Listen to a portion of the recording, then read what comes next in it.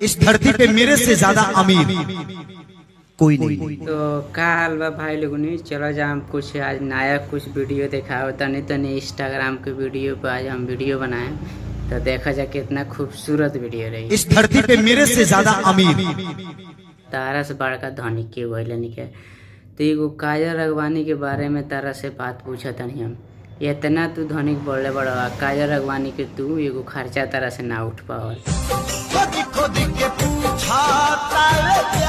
अच्छा तो दादी आजकल तू बहुत ज्यादा वायरल होता हमारा बुझाता है तार सामान से बढ़िया तो तारा नाक के छेद बा। ऐसे बढ़िया तू यार से ठोकवा मत, तू जाके कहीं बड़ा बिस्तर से मंदिर वंदिर में पूजा करो। तो हम तो बिल्कुल ना करनी, हम नेचुरल ब्यूटी। अच्छा तो नेचुरल ब्यूटी बाड़े ते ठीक बा, नेचुरल ब्यूटी बाड़े मनी मिराज के साथ में काम कोइले तोरा पेट में 3 महीना के लड़का रह गई। बोल रहे मुंह पर इसका भाग ठीक है, इतना भाग चौदह नहीं लगता है, बढ़िया बीवी मिल गई।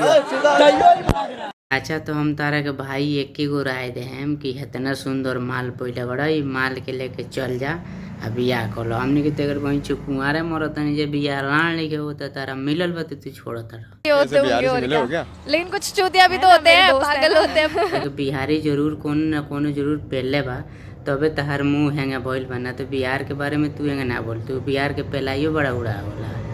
आप किसको दीजिएगा? हम अपने पति को। अरे वोटिंग का बात कर रहे हैं दीदी। ठाकुर भाई ऐसा रिपोर्टिंग तू करत रहो, ऐसा आदमी से जाके पूछ रहा कि ये लोग के अपन मर्द के छोड़ के कोई नेता के चुने के तिथि नहीं खे, वही से बाढ़ में सब जना दहा जाता है। बाढ़